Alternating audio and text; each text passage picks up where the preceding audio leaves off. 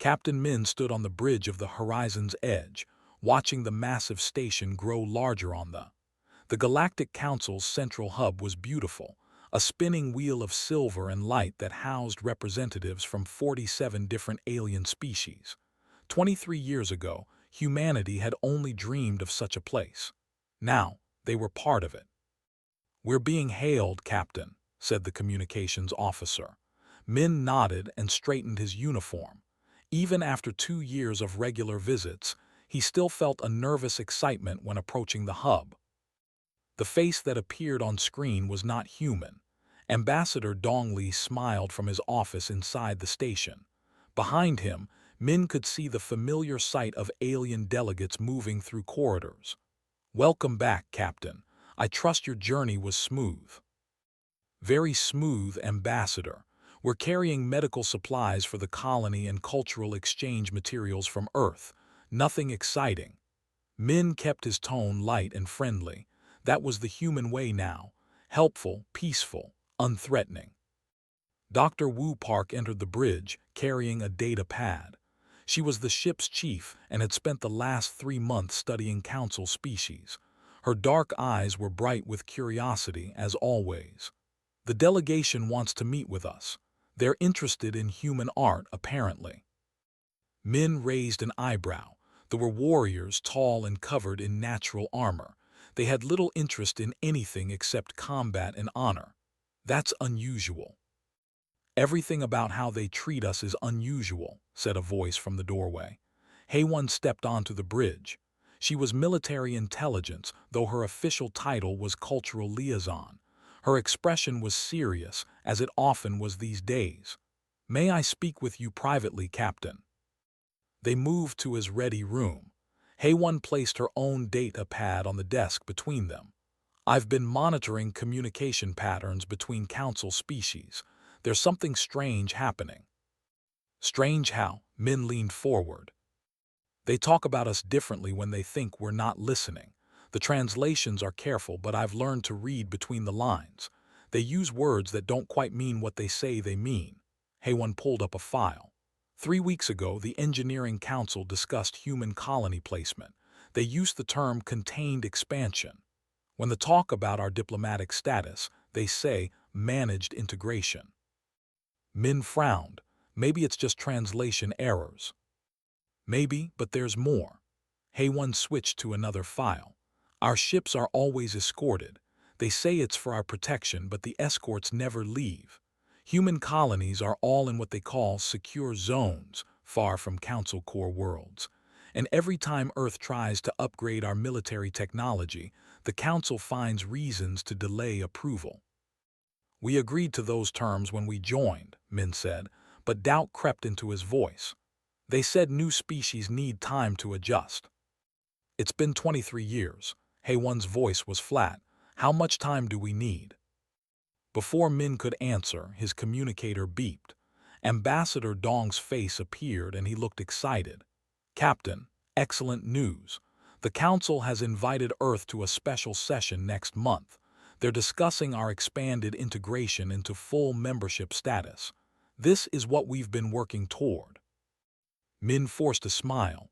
"That's wonderful, Ambassador." After the call ended, Haewon met his eyes. "Or it's a trap." The next 4 weeks passed quickly. Min watched as Earth prepared for the special session. News broadcasts showed celebrations. Politicians gave speeches about humanity's bright future among the stars. Children in schools learned about council species and practiced alien languages. Everyone was excited. Everyone except Haewon. She spent her time digging deeper into council communications. She built a program that analyzed speech patterns and word choices. The results troubled her. When council species talked about humans, they used language similar to how zookeepers talked about dangerous animals. Careful, cautious, always watching. Dr. Wu noticed Haewon's obsession. "You need to rest. You're seeing threats everywhere." "Because they're everywhere," Haewon replied. She pulled up her research. "Look at this. The Council has 37 species that are warriors, 15 that are explorers, 22 that are traders, but none that are classified as predators. Not one. Every species in the Council evolved as prey animals or peaceful herbivores, except us. Wu considered this. We're omnivores, we eat plants too. But we hunt, we're pack hunters, our eyes face forward for tracking prey, our teeth can tear meat. Our ancestors chased animals until they collapsed from exhaustion. Heywan's voice was intense. Every other species in the Council runs from danger. We run toward it. That was thousands of years ago, Wu protested. We're civilized now. Are we, or did we just learn to hide what we are? Heywan shook her head. I'm sending my research to Admiral Sung Ho at Earth Defense Command. Someone needs to see this. The day of the special session arrived. Ambassador Dong stood in the Great Council chamber, surrounded by delegates from every member species. Min watched from the observation deck with his crew. The chamber was enormous, with seats rising in circles around a central platform. The council leader called the session to order. Its voice was musical, translated into dozens of languages simultaneously. We gather today to discuss humanity's place in our great alliance. For 23 years, Earth has been under our protection. Today, we must address difficult truths. Min felt his stomach tighten. Something was wrong. The tone was all wrong. We have studied humanity carefully, the continued. Your history, your biology, your psychology. We have seen your wars, your violence, your relentless expansion across your own world. We have measured your physical capabilities, your resistance to injury, your capacity for sustained effort. Ambassador Dong's face showed confusion. I don't understand. We've been peaceful. We've shared everything with the Council. You have, agreed the, and we are grateful, but we cannot ignore what you are. Humanity evolved on what we call a death world. Your planet's gravity is crushing. Your weather is violent. Your diseases are horrific. Yet you thrived. You became the dominant species. You are predators. The word hung in the air like poison. The Council has made a decision, the said. Humanity is classified as a Class XII predator species, the first ever discovered, and for the safety of all Council members, we must take action. Min stood frozen as armed guards entered the observation deck. Alarms sounded throughout the hub. He saw warships powering up weapons. The final words echoed through the chamber. Earth will be neutralized. We are sorry. We are afraid. The integration was over. The betrayal had begun. The guards moved quickly, their weapons drawn but not yet fired. Min raised his hand slowly, trying to think. His crew did the same. Through the observation window, he could see Ambassador Dong standing alone on the council floor, surrounded by alien delegates who would not meet his eyes.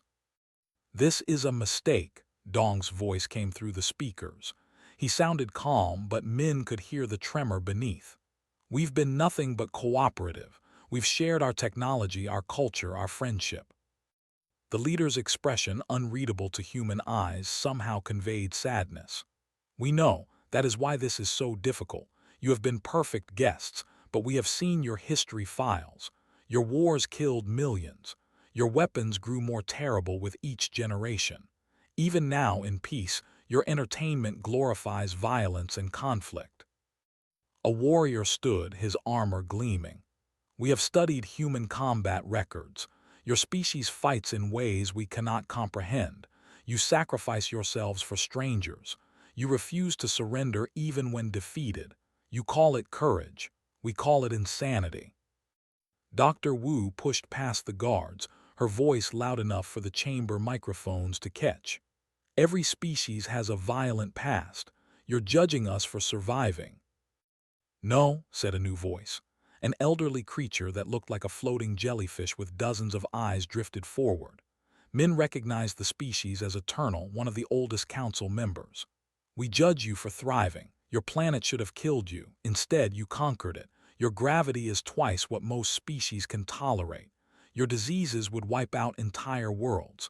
Your weather patterns are catastrophic. Yet you built cities, art, civilization. You are unprecedented. Hayone spoke quietly beside Min.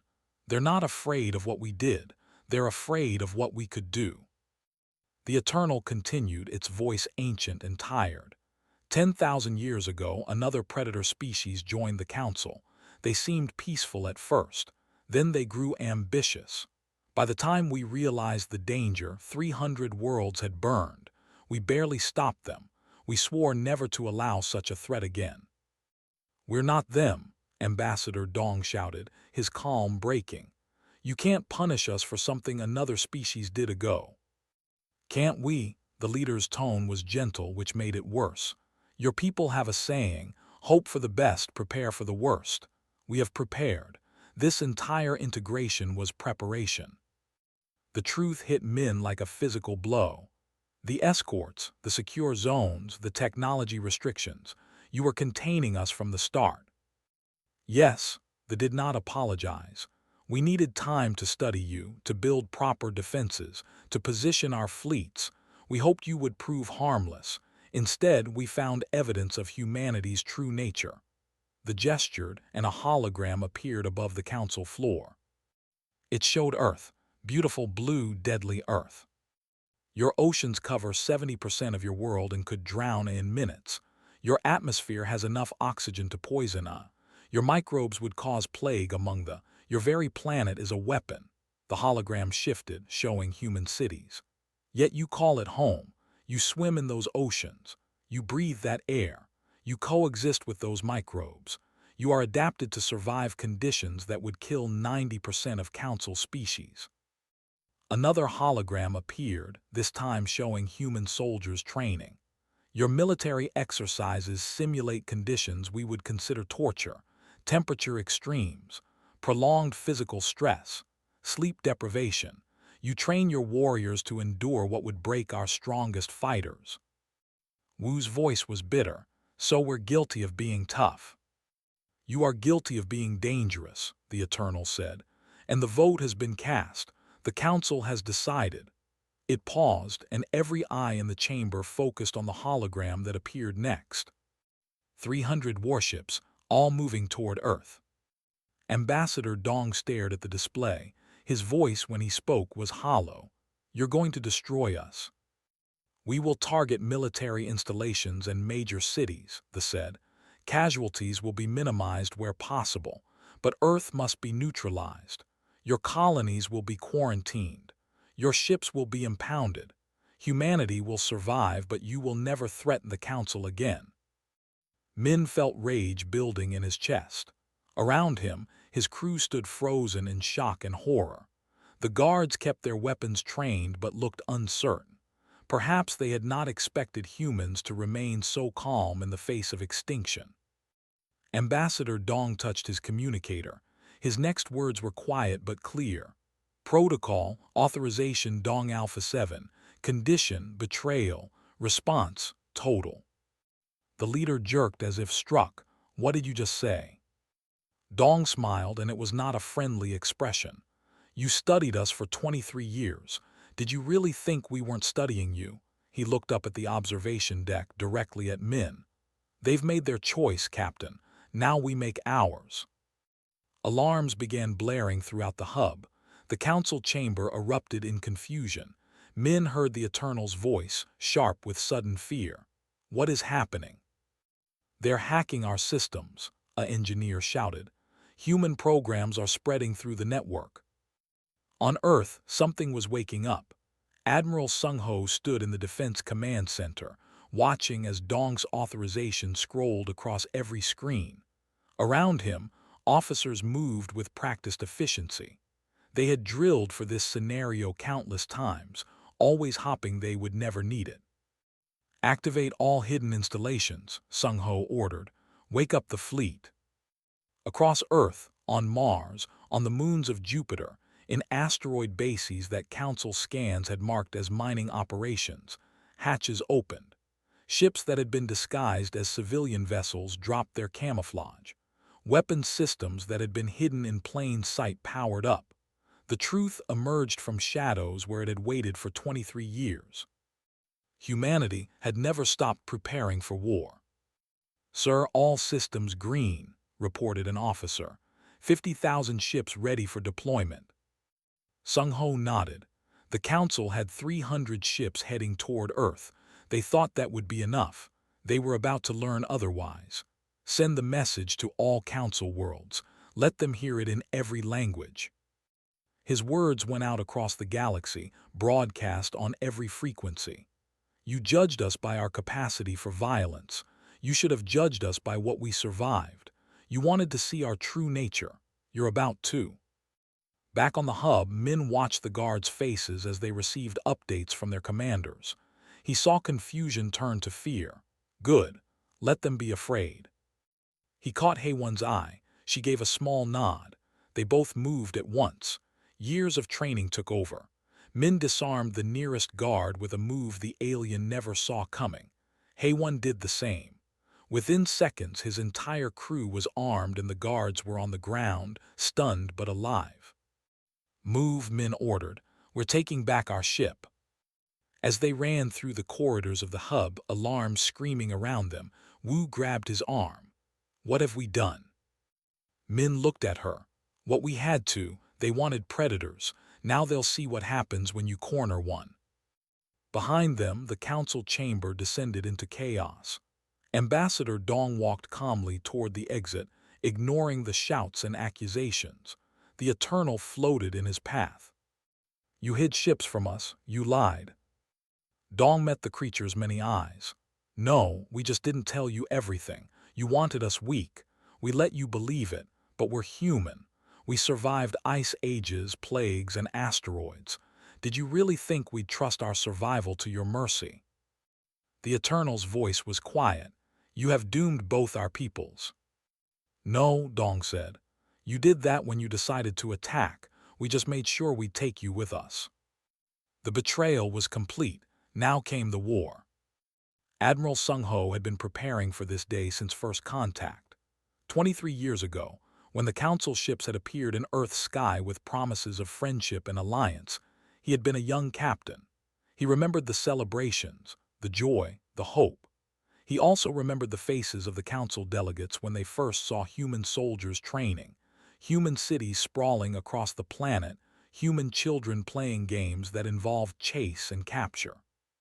He had seen their fear, and he had known it was only a matter of time. Admiral Mars Base reports ready, said his second-in-command, General Bora Yang. She was younger than him but shared his cautious nature. Europa Base is online. Titan Base confirms all systems green. Sung-ho nodded, watching the tactical display. The red dots representing the Council Armada were still 6 days from Earth at their current speed.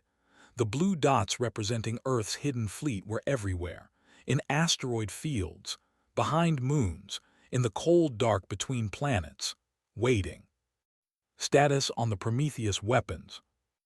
Dr. Ahan reports ready for deployment. Bora's voice was steady.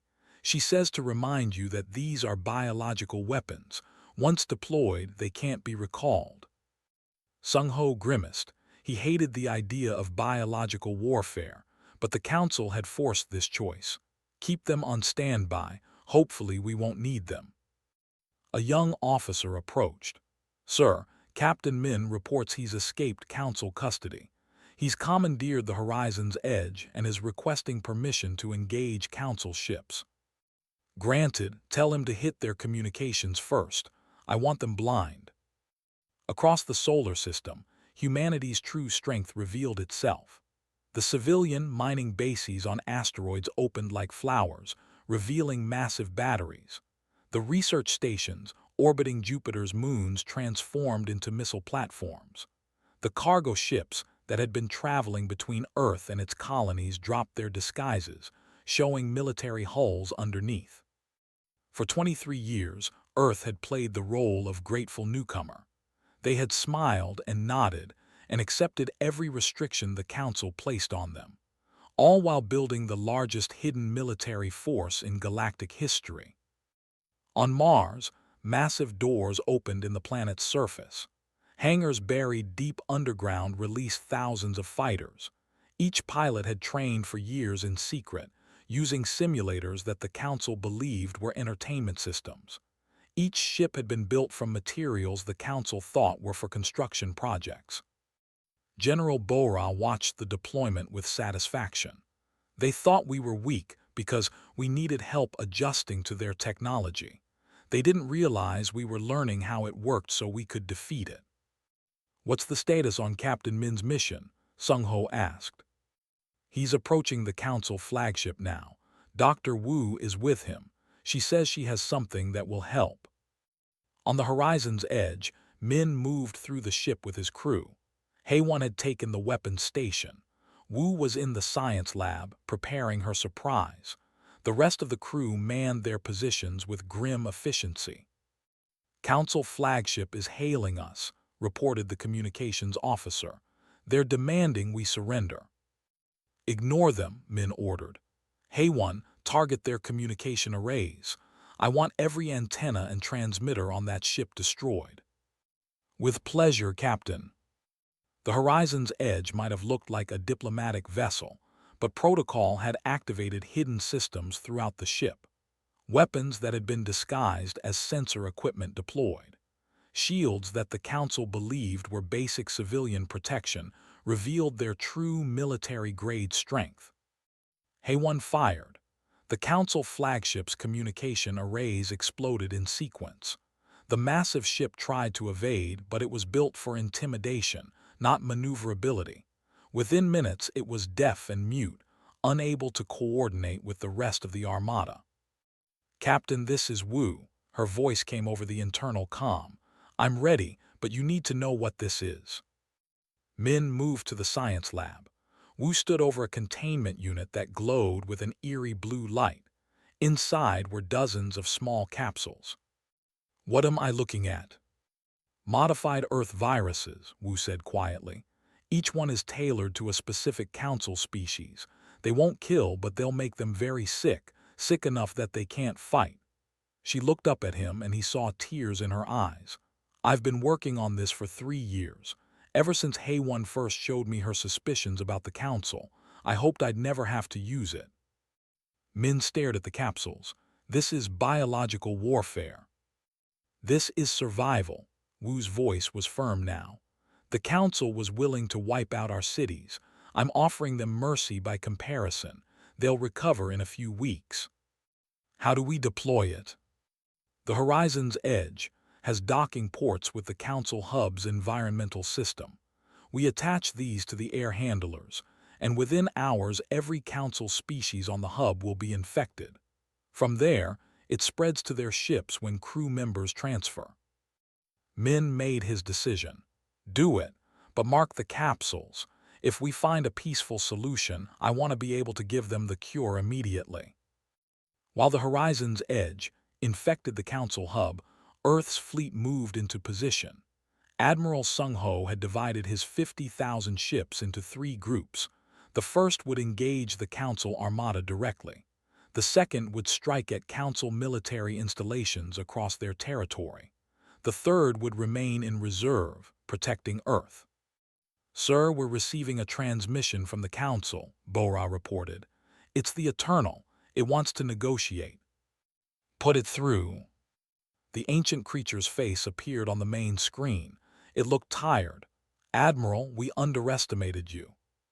"You did," Sung-ho agreed. "You assumed we were helpless. You forgot that helpless species don't survive death worlds." "We made a mistake," the Eternal admitted. "But this war will cost billions of lives, both yours and ours. Is there no other way?" "There was. You could have treated us as equals instead of threats. You could have trusted us instead of containing us. You could have asked us to prove ourselves instead of deciding to destroy us." Sung-ho's voice was hard. "You made your choice. Now deal with the consequences." "What are your terms?" Sung-ho leaned forward. "Unconditional surrender, complete withdrawal of your armada, reparations for the betrayal, and new Council leadership that understands humans are not the monsters you feared." The Eternal was silent for a long moment. "And if we refuse?" "Then we show you what human monsters really look like." Sung-ho gestured, and the tactical display showed Earth's fleet positions. "We have you surrounded. Your hub is infected with a disease that will disable your personnel.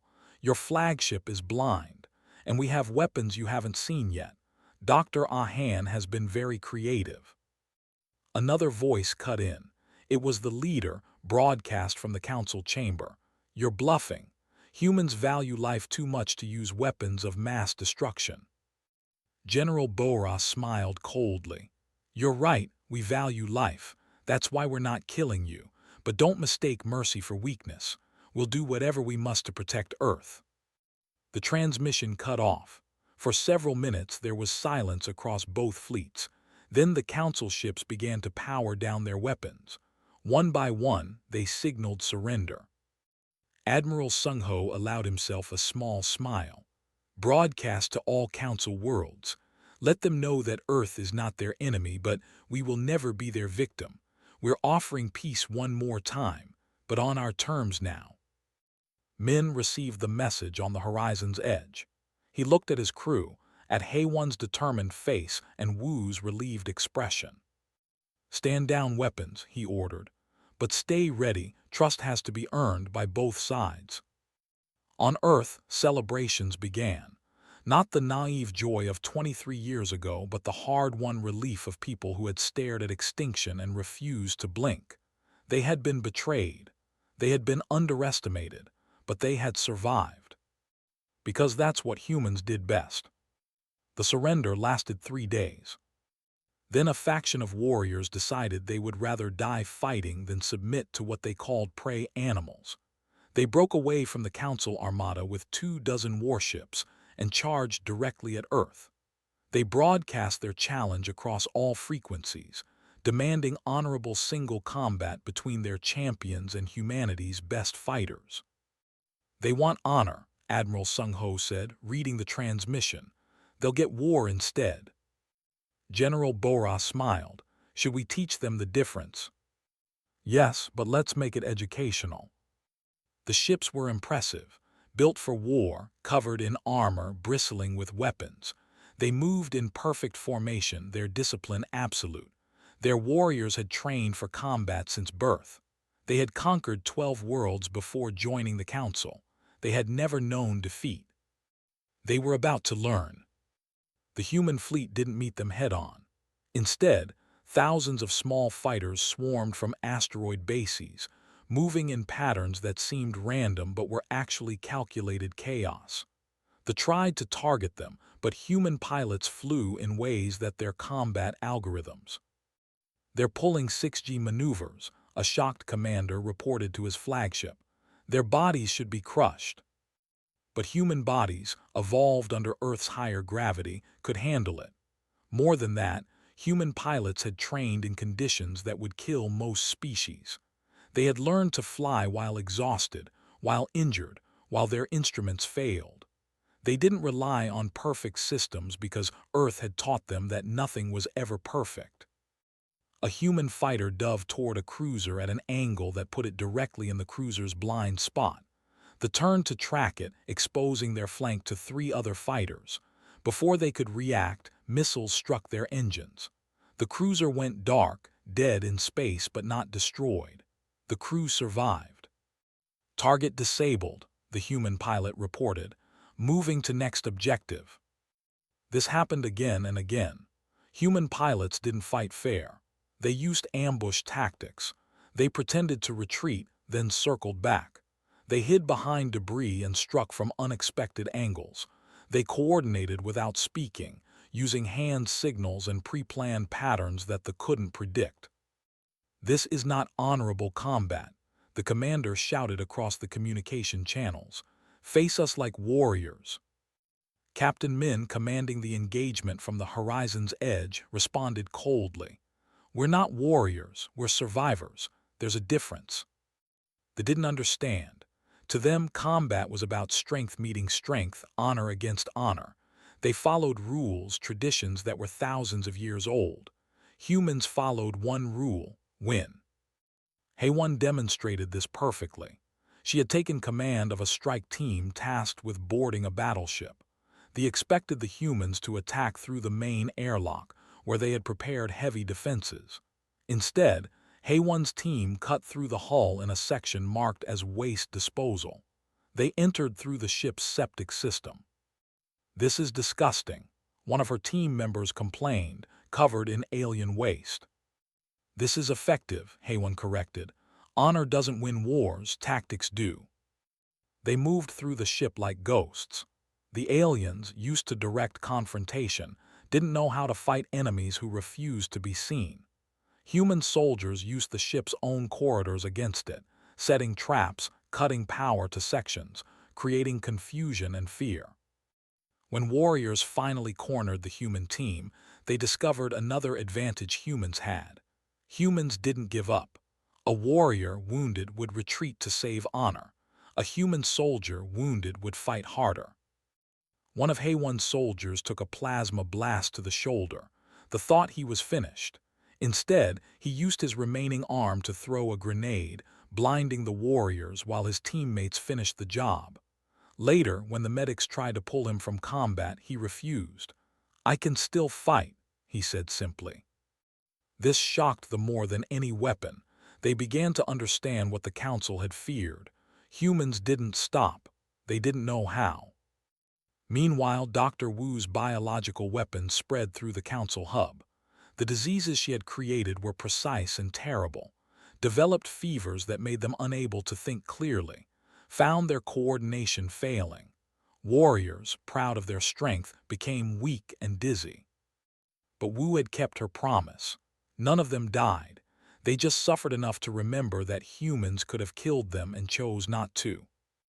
The space battle continued for 6 hours. Despite their superior ships and weapons, lost 18 of their 24 vessels. Human casualties were minimal, not because humans were invincible, but because they were smart. They protected each other. They adapted to every situation. They turned every disadvantage into an advantage. "Enough," the commander finally broadcast. "We yield, but I would know how you defeated us." Admiral Sung-ho took the call personally. "You trained for combat, we trained for survival. You have honor codes, we have whatever works. You see war as a test of strength. We see it as something to win by any means necessary. You fight like cowards." "No," Sung-ho replied calmly. "We fight like humans. There's nothing honorable about dying when you could live. Nothing noble about losing when you could win. You wanted to see our true nature. This is it. We don't fight for glory. We fight to protect our home." The commander was silent. Then, surprisingly, he laughed. It was a harsh sound, but genuine. "I understand now. The Council was right to fear you, but they were wrong to betray you. Warriors respect strength. You have proven yours." As they surrendered, the rest of the Council armada continued to withdraw. But the message was clear across the galaxy. Humans had won not through superior technology or numbers, but through something the Council had never considered a military advantage: adaptability. On Earth, the celebrations were muted. People understood they had won a battle, not a war. General Bo-Ra stood with Admiral Sung-ho, watching the tactical displays as Council ships retreated to their territories. "They'll come back," Bo-Ra said.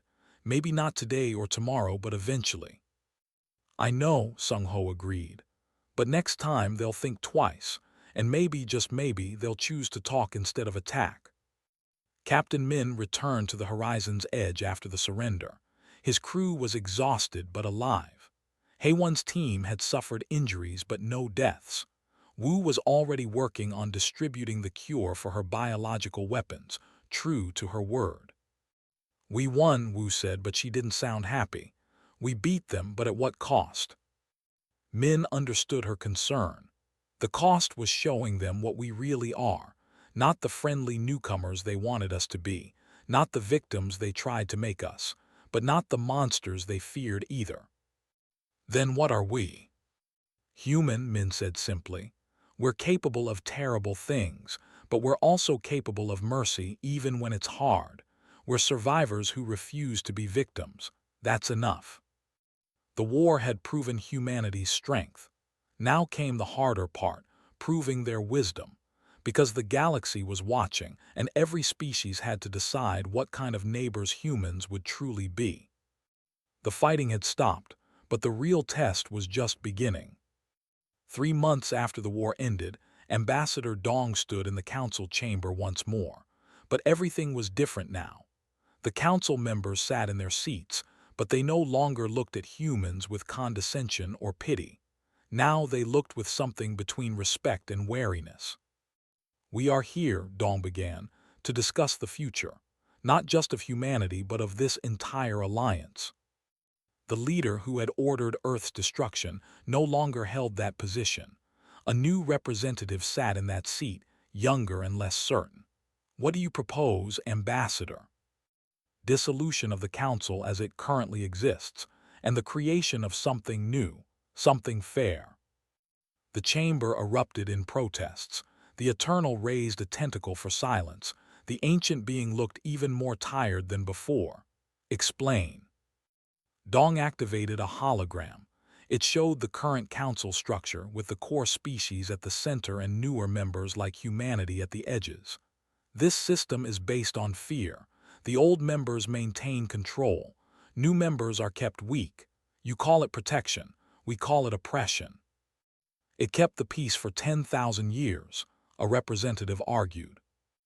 "Did it, or did it just delay the inevitable?" Captain Min stepped forward. He had been invited to speak as a military representative. "You nearly destroyed us because you were afraid. How many other species did you suppress or eliminate over those 10,000 years?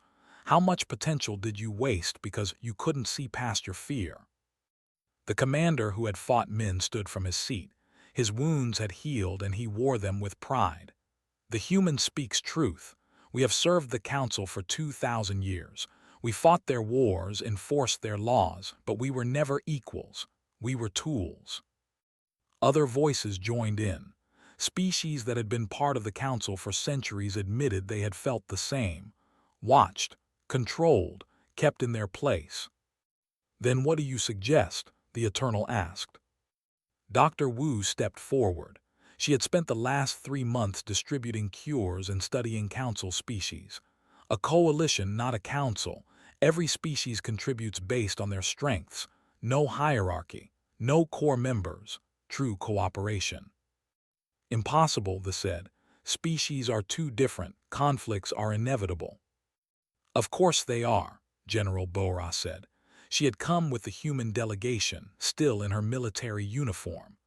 "That's why we need rules that everyone agrees to, not rules imposed by the powerful on the weak." Admiral Sung Ho projected a new document. "The Earth Accords. We've been working on this with representatives from 12 species, including some of your own. It establishes basic principles. No species can be attacked without provocation. No species can be restricted without consent.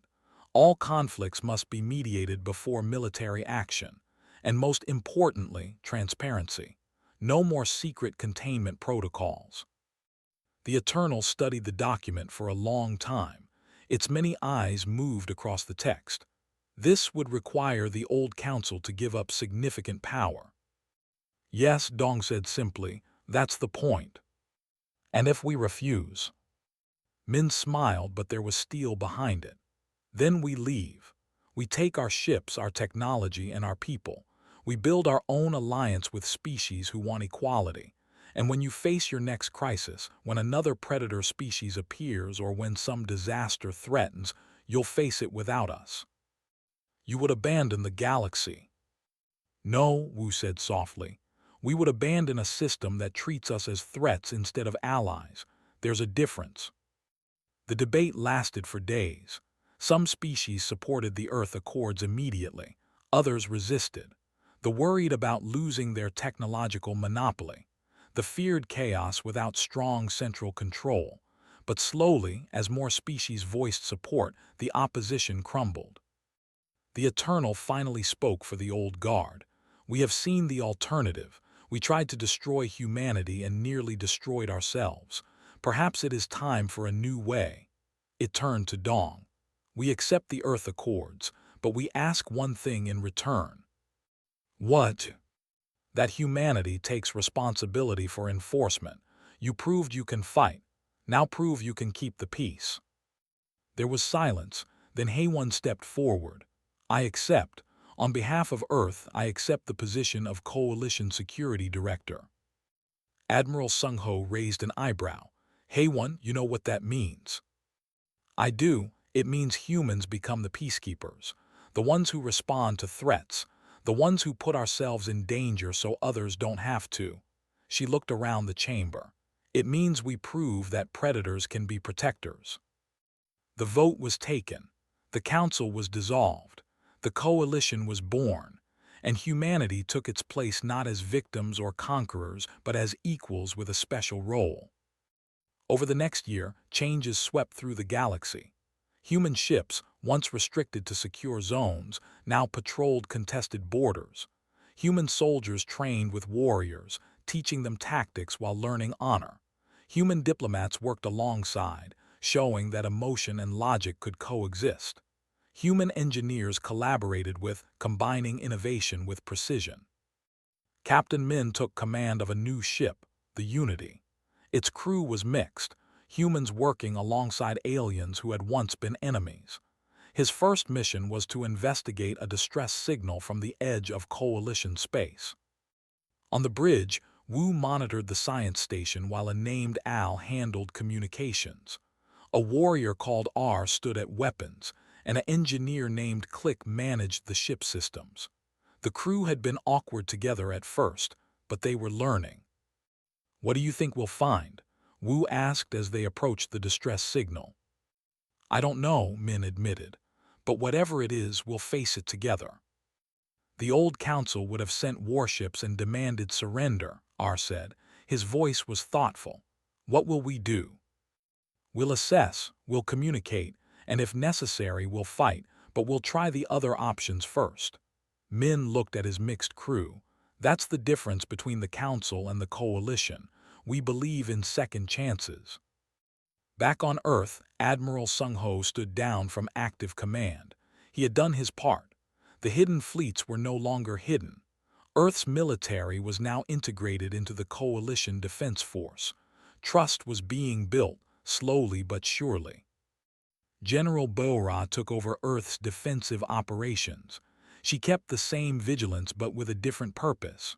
Hope for the best, she told her officers, but always prepare for the worst. Haewon, as security director, found herself mediating disputes and coordinating responses to emergencies. She discovered that surviving disaster had prepared her perfectly for this role.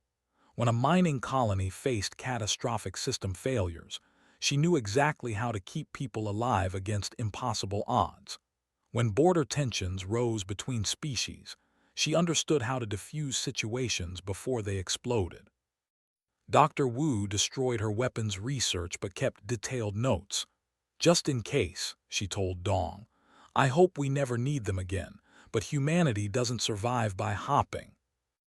Ambassador Dong became the first coalition coordinator, a position that rotated between species every 5 years.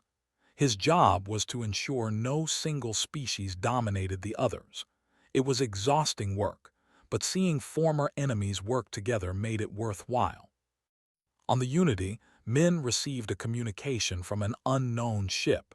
It claimed to be from a species that had hidden from the Council for centuries, afraid of being labeled dangerous. They had heard about humanity's war and the new coalition. They wanted to join. More predators, Wu asked. Maybe, Min said, or maybe just more survivors. Either way, they deserve a chance. He opened the communication channel. This is Captain Min of the coalition ship Unity. Welcome. We've been expecting you. The galaxy was changing. The old fears remained, but they no longer ruled. Humanity had proven that being dangerous wasn't the same as being evil, that predators could choose protection over destruction, that the strong could defend the weak instead of exploiting them. They were still human, still capable of terrible violence, still survivors who refused to quit, but now they had a purpose beyond survival. They had a chance to show the galaxy what humans could be when given a choice instead of forced into a corner. and that more than any weapon or ship was humanity's true strength.